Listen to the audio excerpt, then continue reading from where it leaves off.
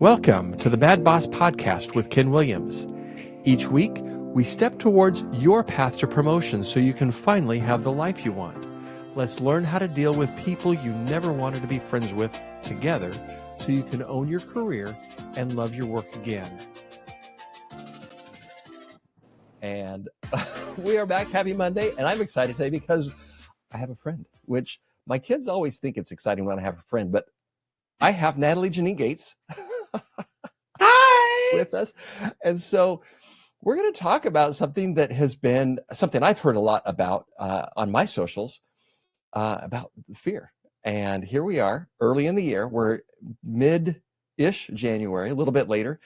And I think it was Sunday a week ago was the 12th. And that is, I didn't realize this, but that was National Quitters Day. Have you heard of this before? Yes, and I was going to bring it up because I think it's very interesting that we are recording this to help people get back to their goals after National Quitters Day. Yes. Not even a month into the year. Let's get refocused. And so Natalie Janine and I met a few months ago, and I'm going to be a TEDx speaker. She is a TEDx speaker. And so we met in our TEDx speaker, how to get a TEDx stage program.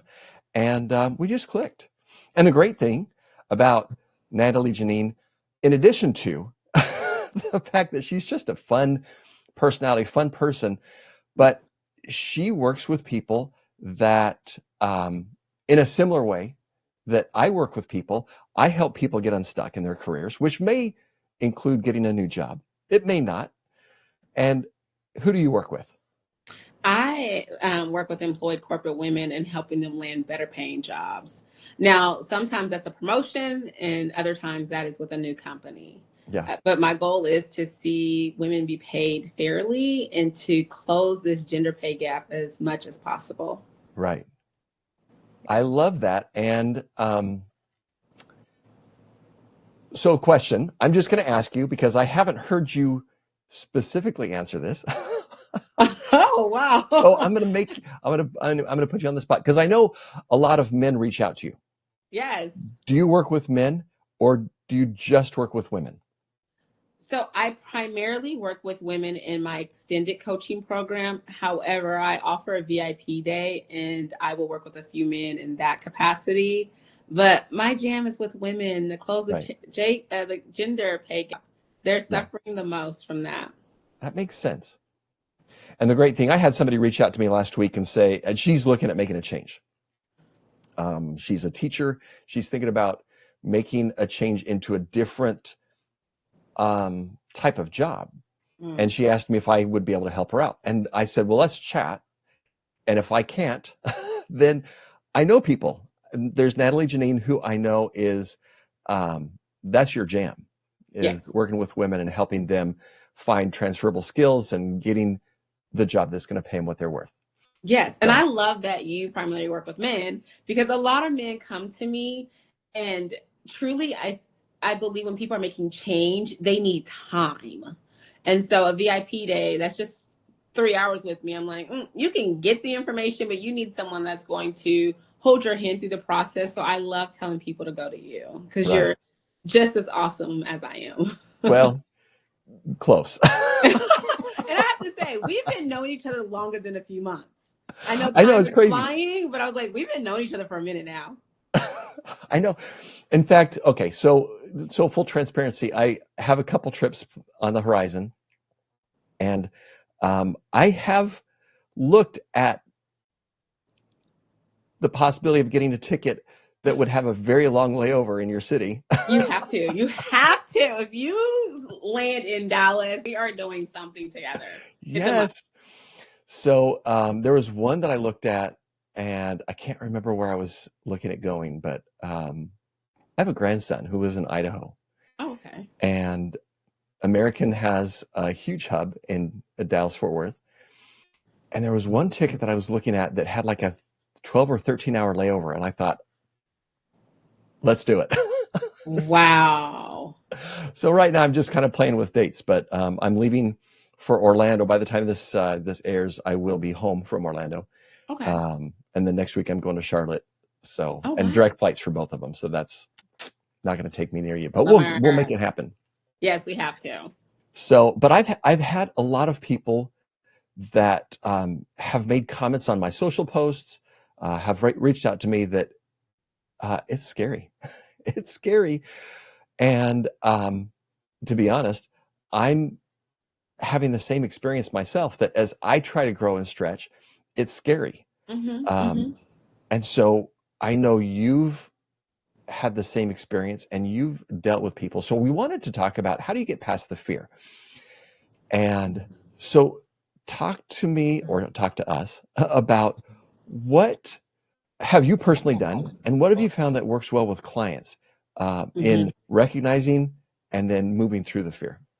Yes, I think first acknowledging that there's fear. There's nothing wrong with having fear. And like we've heard, or you may have heard, feel the fear and do it anyway. Right. That's something that I was raised on. And I'm like, yes, but I feel this way. Or I like, usually the fear comes up in my gut. Like I can feel it in my stomach. I think also acknowledging that I get to be a beginner. The reason why we don't go forward is because we're not experts. And the idea that we're doing this new project, like I'll use business as an example. When I became an entrepreneur, I wanted to be great immediately. And that's just ridiculous. Like, I don't know step B, but I know step A. Do step A and step B will come to you, and etc. And so allowing ourselves to be beginners would help us greatly. Another thing that we don't discuss enough, or we're just not aware of, is hire someone who's been where you were. Like, I don't believe in working harder. I want to work smarter. And that's why early on in my entrepreneurship journey, I had a coach. You were a beginner. You're making six figures. Help me get there. And so if you are looking for a new job and you want to increase your salary by $30,000, well, I've done that. So why not work with someone that has been where you are to help you get where you want to go, and also understand where the fear is and has felt that fear so they can help you through it. Another thing is this idea of being uber independent and doing everything alone. I don't get it. Like, I know a lot of women say, I want to live the soft girl life. I don't know what the equivalent is for guys, but we all can have an easier life if we invite people to help us. And so I would encourage people, feel the fear, do it anyway. Acknowledge it, give yourself permission to be a beginner, and who can help you get where you want to go. Yeah. I love that. One of the things that that came to mind as you were talking about that is the idea of feel the fear and do it anyways is a great mantra to have, you can call it an affirmation, or you can call it a personal message or whatever. And one of the things I caught myself doing is talking myself out of doing it anyway. Okay, I feel a fear. I'm not really afraid. I'm not really afraid to do that. I just don't want to. I just don't feel like it. And so the time that this hit me the hardest, it was a few years ago, and I was on a camp out with my youngest sons, kind of a high adventure type thing. We're doing whitewater rafting and that sort of thing. We went to this lake, and there was a cliff. It's not a high cliff. It was like 10, 12 feet. So, but the boys were going to the edge. They're jumping off, and they're swimming around and climbing back up the rocks and jumping off, and they're having a great time. And I stood at the edge looking down, and I thought, I'm not afraid to do that. I just don't want to get wet. Which is true. I really didn't want to. And the water's probably a little cold, and it's probably going to be a little bit uncomfortable and a little bit. And it hit me that I was lying to myself, which that's the acknowledgement that I think we need to come to. I was lying to myself when I said, I'm not afraid, because I was afraid. The reason I wasn't doing it, I knew I would have a better connection with my own sons if I was in the water with them, and they found this huge long log that they went to this little island across this lake, and they dragged this log back, and they were hanging on it. It was great fun, and I thought, I just don't feel like getting wet, as I had my swimsuit on, and I just was not getting. So I finally did it. And sometimes we need somebody. I don't like calling that person an accountability partner, because I think we can do things without an accountability partner, but sometimes we need somebody to just nudge us that, yeah, you can do this. Yeah, I know it's scary. And yeah, you're going to do it. And let me know when it's done, because it is an accountability partner. So I've got a couple things that I've learned about that I think will come up as we have a conversation. But one of the great discoveries that I've made that my brain needs to be reminded of constantly is whatever it is that I'm looking at, whatever it is that I'm afraid of, is not as scary as it looks from the outside. For example, that 10-foot drop was not as scary as it looked or as I imagined. That very first social post that I finally hit post on, and I just felt all the anxiety. And as soon as I pushed post, I thought, is that it? That's what kept me from acting for weeks. That. And the fear is not nearly as, the way that I have explained it before is it's not as deep as it looks from the outside. So have you found the same thing? You know what I've realized is, and what you talked about, is really training your subconscious into his brain to see things greatly. And so I'm working out with a trainer. And every time I go to the gym, first of all, I don't even want to go. Let's just be real. Lately, I've been like, I just don't want to go. I have to get up at 5 a.m. I got to travel 30 minutes. Like, there's a lot going into this. And I found we've been doing really challenging things. And if you want a change and you want to be transformed and you have these goals, you have to be challenged. Like, you got to be uncomfortable. And so twice a week, I'm uncomfortable with this trainer. And so I was like, you can have a stank attitude, or you can trick your brain and say, I'm having the best time ever, and smile.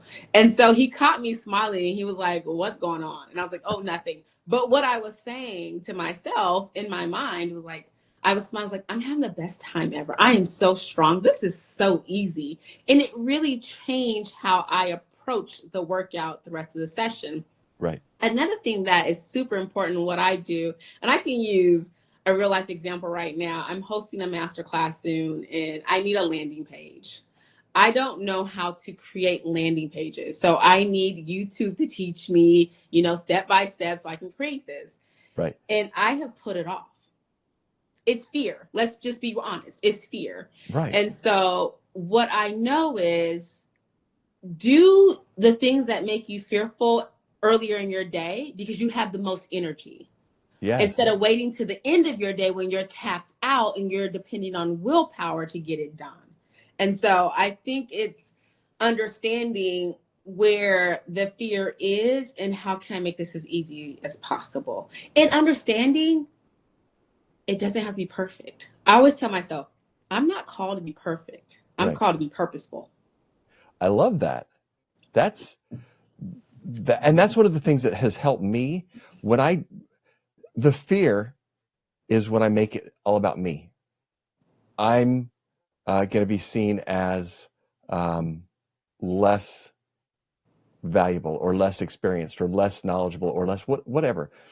Instead of the value that I have to offer is substantial enough that my program is not about me. It's not about convincing people that I'm amazing. My program is about convincing people that they're amazing and they can have everything they want. Yeah.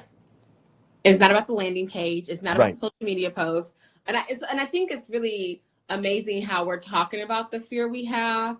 And what I want people to understand is that Ken and I have been pushing past this fear because we know that we're changing the world. And so everyone has a calling and they're changing the world in some capacity. Yeah. And it's a disservice to yourself when you don't feel the fear and do it anyway. When you don't say, oh my God, this is scary, and I'm still showing up. And that's why I think it's so important to have a coach. Like, I probably will have a coach until I go to my next life. Right. Because we should be growing in some capacity. I don't think you should be growing all the time, but we have seasons of growth and change, and people can hold your hand through it. Like, we both struggled when we created our offers. Right. And we had someone that was holding our hand and was like, I get it, you're in the kicking and screaming phase, and still show up. And I'm sure in your I'm sure in your coaching program, you know where your clients are kicking and screaming. I know exactly the moment my clients will start kicking and screaming. And guess what? That's when I check in more. That's when I'm asking you for updates and I'm holding you accountable, because you're not a unicorn. As much as we want to be all special and unique, we kind of have the same challenges in one's program because we've worked with so many people and we know where that's at. And we also probably had those challenges. And anytime someone has to put themselves out there, you're going to be challenged. Yeah. I love that. I'm going to ask you a question, and I got to make sure my stove is turned off. What are we baking or cooking? I'll be gone for just a second, but I'm listening. Are you baking cakes? No, I made cakes on Sunday. Oh, okay. So, right now, I can smell that. Oh, I probably should make sure that. Yeah, you're hilarious. So what you talk about doing your higher fear activities early in the morning when you have the energy. What other things do you do to bust through the resistance? Because I found myself, if there's something that I'm resisting, if there's something that I'm putting off, and I'll talk more about other strategies that I use, but what are some of the things that you do to break through the resistance? Is it just the morning, or are there other things that you do? Mm-hmm. That's a really awesome question. And what I need everybody who listens to this podcast to understand is it's the daily consistent activities that help us be great. For me, I start my day off immediately looking at my vision board. Immediately. Okay. Because there's goals around my personal life, business, relationships, all those things are on my vision board. And I'm reminding myself who I am and who I am becoming. Oh, then I start by saying 3 things I'm grateful for. I write those down. Sometimes it's more. And then after that, I write down what would make today great. 3 things. Yeah. It's always one business, one personal, and then one whatever else. And then I go, because I already have this positive mindset. I already know that I'm that girl. Right. I've said my positive affirmations. I'm reminding myself that I was made for this moment. So you're already pumped up. You're already feeling so confident. Now it's me implementing my to-do list, which I write 3 to 5 things I want to get done for the day. And the very first thing is the one that's more challenging. However, I write my to-do list the night before. Okay. Because I don't want to write the most challenging thing and put that in my mind. So when I look at my to-do list, I'm like, oh my gosh, I get to do this today. I get to create this landing page so that people know how to get to the masterclass. I'm feeling good. So it's easier for me to do it because there's nothing negative. Right. But I also tell people, don't check social media first. Don't check text messages first. And don't answer calls. Like, focus on yourself in the morning so that when you interact with someone else, you're already on a high and you're not willing to give that person power to interfere with your mood. Right. I like that. I like the idea of the making your list the night before, which is one of the things that I do. So I've got one of the things that is different from me today from who I was a little bit more than a year ago. I've been really focusing on this for the last year, 13 months. I realized that I was really bad at trusting. And I think in general, we think that trust or that kindness or respect or forgiveness, or there are all sorts of things. We think that those require the involvement of another person. And so focusing just about trust, I was involved in an exercise one time, very similar to what Alanya Van Zandt describes in her book called Trust, where we were kind of in a group setting in a room, and we were supposed to go up to people. These are people we did not know, and we could say either I trust you or I don't trust you. So think about that experience where you're going to somebody that you don't know, and you're really exposing yourself, maybe your bias or your could be prejudice. And as we got deeper into this, and this is the same lesson. Here's my cat's tail, if you can. I saw. As we got deeper into the experience, we realized that it didn't have anything to do with the other person.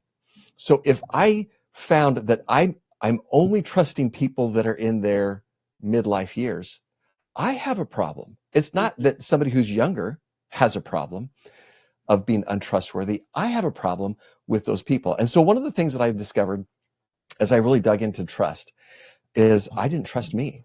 I didn't. As an example, I would go, and I shouldn't say this because people that I used to work with may listen to this, and so they'll know my secrets. But I was a manager at FedEx, and I would get calls from my leadership, from my ramp agents. Hey, we're struggling. We don't have enough people to do this part of the operation. Okay, well, I'll see what I can do. And I had zero intention of actually doing anything. But I planned that if they came back and said, hey, did you find anybody to help us out? I wasn't able to. Well, I wasn't able to because I didn't even try.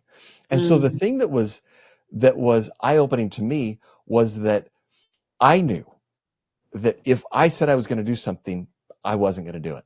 Or there was a really good chance I wasn't going to do it. And so one of the changes that I made 13-14 months ago is that, and it's my to-do list. If it goes on my to-do list for the day, I do it. I will not put up with failure. My father-in-law died a year ago, just almost exactly a year ago.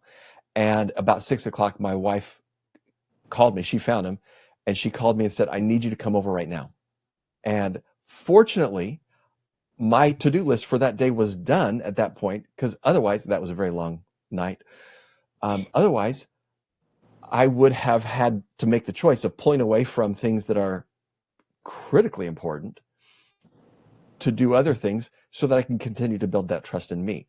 And there may be opportunities to have justifications and things like that. But I can say that over the last probably 400 days, roughly when I started,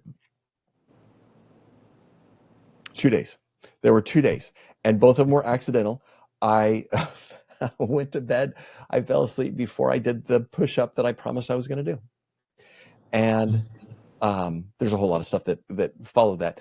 But the thing that I learned, or that I am continuing to learn, is if I put it on my to-do list, then it is going to get done. And I also know myself well enough to know that I don't want to do it today.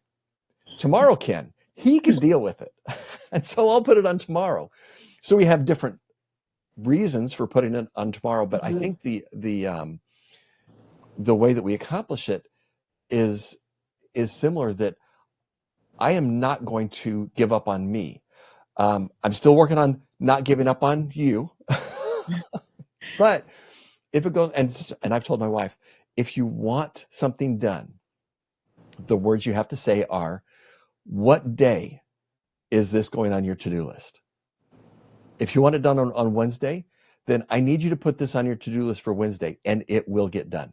If you just put the box on the table and say, I need this shipped, I'll get to it when I can get to it. But it's when I put it on my list. And so that's one of the things that I think is powerful for me in pushing through that resistance and fear. My alternate strategy, and I like what you talked about, starting the day with the vision board, with the affirmations, with the reminders, with the gratitude. I'm going to start that. I'm going to start that tomorrow. And is it going on your to-do list? Let me do it right now. Let's put that on my to-do list.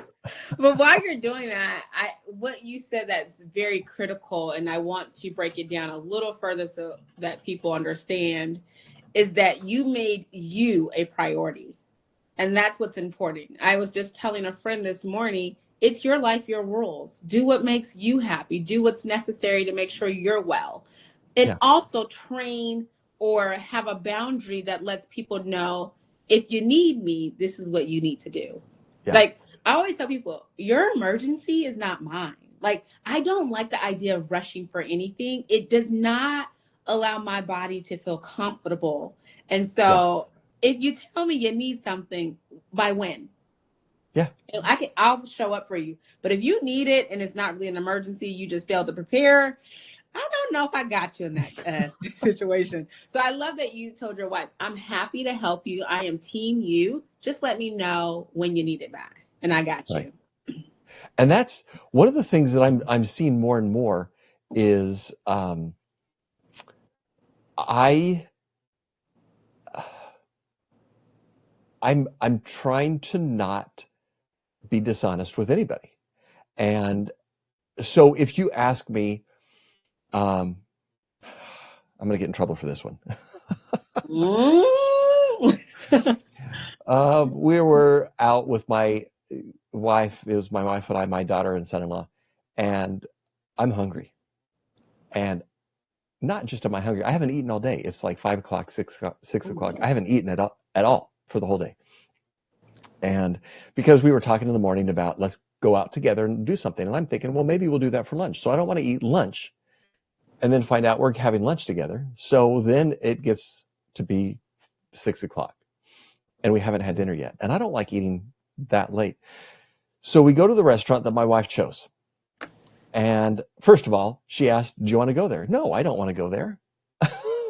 So we get there and there's a 45-minute wait. She asked, do you want to wait? No, I don't want to wait. And I didn't, because I was operating on not enough fuel for the day, I was operating on, she's asking me what I want. And so I'm telling her what I want. And she wasn't asking what I want. She was asking, and she was trying to be gentle. She was trying to be kind. She was trying to make sure that she didn't want to hurt my feelings or me to hurt her feelings. And so when she said, do you want to wait? What she really was saying was, I really would like to wait. Are you willing to wait? And my answer to that would be, yes, of course I'll wait. I don't want to. I might be grumpy about it. But one of the things when you start telling yourself the truth, you start to expose where you're not telling other people the truth either. And I think this connects with fear a lot of times because we do a lot in our lives to people please. We do a lot to avoid having uncomfortable conversations. There are recipes that people will make that I will eat, but I just don't love. And is it a problem for me to say I don't love the way that you make this? And just because something's true doesn't mean I have to say it. But if they're going to be making it for me all the time, for example, and this is not a true example, but for example, I'm not a big fan of milk chocolate. I like dark chocolate. Same. So if you're going to make me, because it's better for you. Better It's tasting. just superior in every way. So if you're going to make me chocolate chip cookies and you make them with milk chocolate chips because that's what you like, that's fantastic. I don't love them. I might have a bite and then set it aside and really, truly love the fact that you made chocolate chip cookies to share. You know, this is probably, I hate that I'm using a statement like that. This is probably harsh, but I don't mean to be harsh. It's harsh. We are continually fostering people pleasers. Yes. When we don't be honest with someone. Yeah. So I have a real life example. My godfather told my mother he likes kombucha. Okay. My mom makes homemade kombucha. If you ever had homemade kombucha, it tastes very different than store bought. It is acquired taste. And she kept bringing him bottles of kombucha. He didn't like it. He wasn't even drinking it. You were just trying to please her and say it was great. Don't, right. Because technically you're wasting her time and resources when she could be giving it to someone that's going to really enjoy it instead of it sitting in your refrigerator.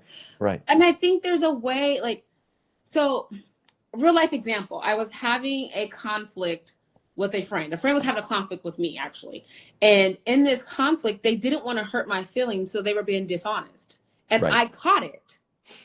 I was like, you're not telling me the truth. You're sitting here trying to save my feelings, but you're not really getting what you need. It Right. is not your job to regulate my feelings or anyone else. Tell me the truth so I can show up better for our relationship. Yeah. And so, as much as possible, be honest. And honesty is not a bad thing. And just because you tell me you don't like my milk chocolate cookies with potato Right. chips, okay, I'm going to give it to someone else that gets joy out of it. And I Sure. feel great. I will make you dark chocolate. Yes.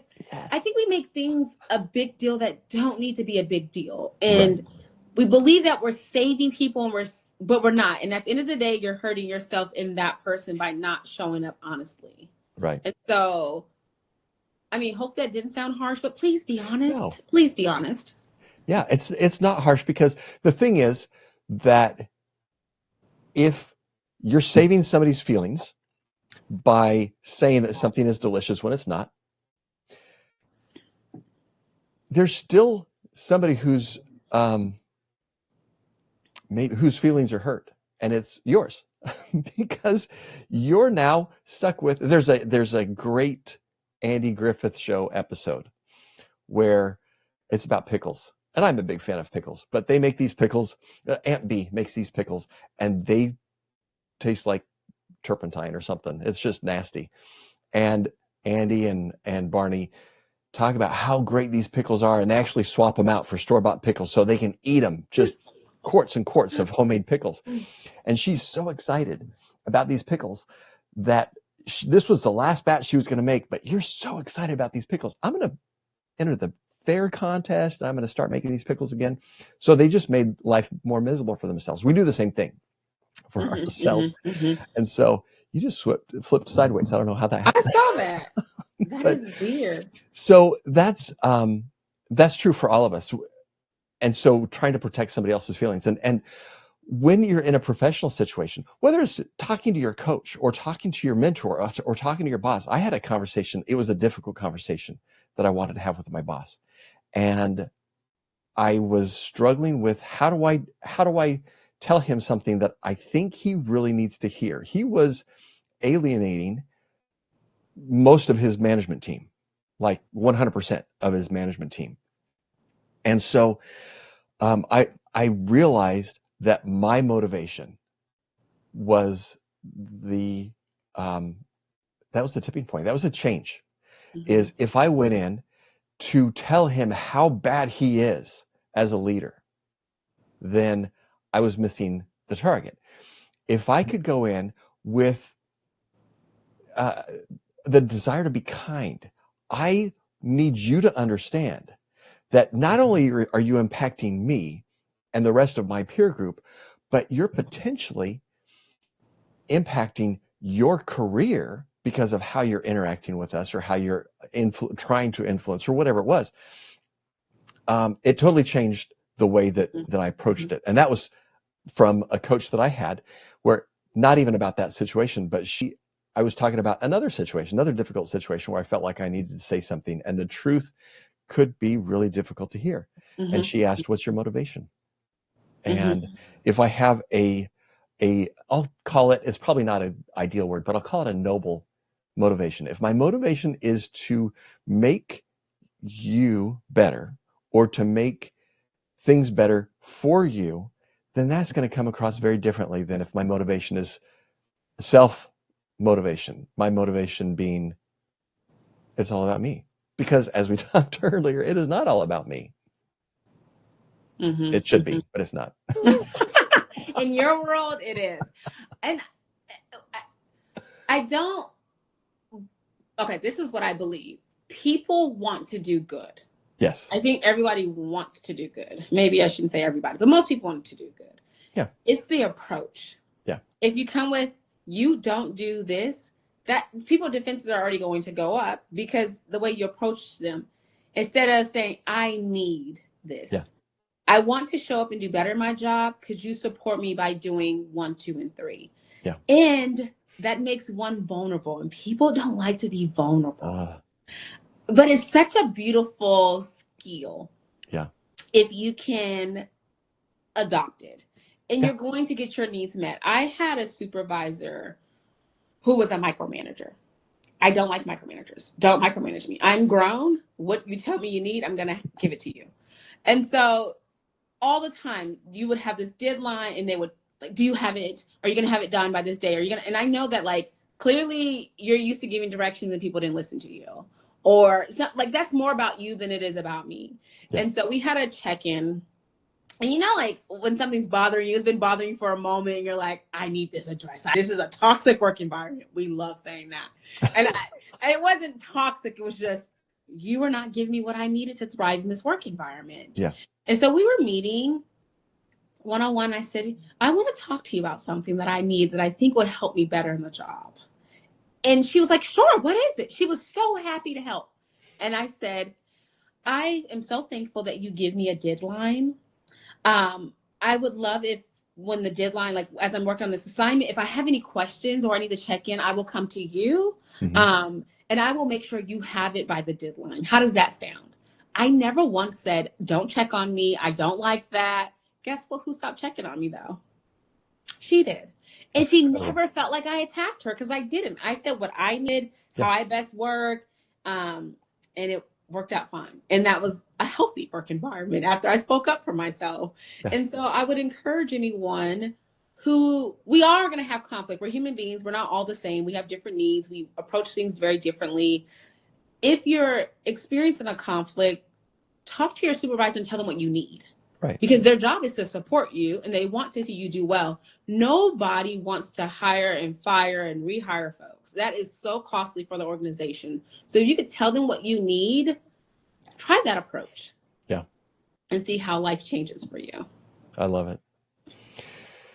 Yeah. So, but those conversations are, it doesn't become easier. I remember sitting in my boss's office, just the anxiety. I'm about ready. And the thing is, so here's the secret that I found, getting past the fear. Take a step. And this is one of the things Dylan, who's one of our coaches, Dylan does on a regular basis. That, okay, so Natalie Janine, would you do me a favor and just wave to everybody? Look at that. She did something hard and she's still alive.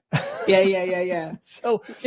So recognize, and like I said earlier, the fear is not as thick as it looks from the outside. When you you take that first step and you realize, and really you're just training your brain to notice that, hey, that wasn't as deadly as I imagined. Mm-hmm. And then you take the next step. And so sometimes, and one of the things that I really struggle with is I want to be so diplomatic. I don't want to hurt feelings and stuff like that. And so there are a lot of times that I will work and rework a sentence in my mind. And I've had people say, Ken, just say it. Mm-hmm. And just say it. Just do it. Just step through it. I cannot tell you. And I am saying this again because I need to remind my subconscious brain that doing something that I'm afraid of is not deadly most of the time. There are certainly things that are deadly, but that's not what we're talking about. We're talking about having a difficult conversation with a boss or with a friend or with a partner or with a coworker or with a coach or with a client. And it's not as deadly as it appears. And so the three things that I would say, and I'm going to give you the last word, Natalie Janine. So if there's something that you want to add to, or just tell me how right I am, that would be fantastic too. Everything you say is right. That's right. So number one, feel the fear and do it anyway. Just take the step. Just do it. Sometimes that's not easy. So number two, develop trust in you and put it on your to-do list or whatever it's going to do. Find where your energy is. For me, I will not go to bed until the thing is done. And for you, you do that first thing. So whatever it is, and I may shift my way because I think your way is probably more productive than me feeling the anxiety all day of, I know by the end of the day, I've got to do this. I might as well just do it and get it over with. And then I realized that was it. Yeah. That was it. And number three, find somebody, whether it's a peer, a friend, a mentor, coach, somebody who you know is going to hold you accountable, who's going to hold your hand, who's going to have the expectation of you that maybe you're still growing into, that you know you want to do the thing and you know it's a little bit scary. And I know, for example, if I tell Natalie Janine, I'm going to do this, tomorrow she's going to reach out and say, so how'd it go? And Mm-hmm. I am not going to respond with, I chickened out. I'm going to tell her I did it and I survived it. And I'm still here. You're still here. And one thing that I would like to add, everything you said is correct. Yes, yes, yes. And the fear consumes us, and it's so big to us because our mindset is so limiting. Yeah. And the moment that we say, oh, Natalie Janine Gates, who are you talking to? Not yourself. I'm that girl. Like Right. this, the moment you switch it, the fear is not as big. And what's the worst that's going to happen? You get a no. You hurt someone's feelings. It doesn't go the way you planned. You get to apologize. You get to learn from that. You show up differently. Like none of this stuff is going to really take us out. And I think once we understand I am safe, I am grounded, and I'm going to be okay. And it goes back to what you said earlier, trusting yourself. Yeah. I love it. I have had an absolute blast having this conversation with you. We're going to do it again sometime for sure. Yes. And if people want to learn more about you, if they want to work with you, if they're in that job, women, if they're in that job and they want to take the step to shrink the pay gap, how do they get a hold of you? Yes. So I am going to share a wonderful lead magnet with you, so people can download that. It's really helping you get over the fear of interviewing. Yes. Coming prepared with questions to ask the hiring manager. So I'm going to give that to them. And then I'm on social media, Natalie Janine Gates. Like I am so easy to find. Yeah. Please find me and then introduce yourself. Like if you found me through this podcast, I would love to know. I am a girl's girl. We're going to connect, have a good time, and get you to the next level in your career. I love it. I love it. I'm gonna wrap up with this as I'm sharing my my outro music. I had a post that I put out. This was terrifying. This was 2 days ago. That I know I need to continue to stretch and grow, and so I invited people to give me ideas on how I can stretch and grow. Put them in the comments. Get back to the work you love, where you face less stress. Thank you, Ken. This is amazing. And live your purpose. It's been a blast. Let's do it again. Have a lovely afternoon. You too. And I'll see you later. All right.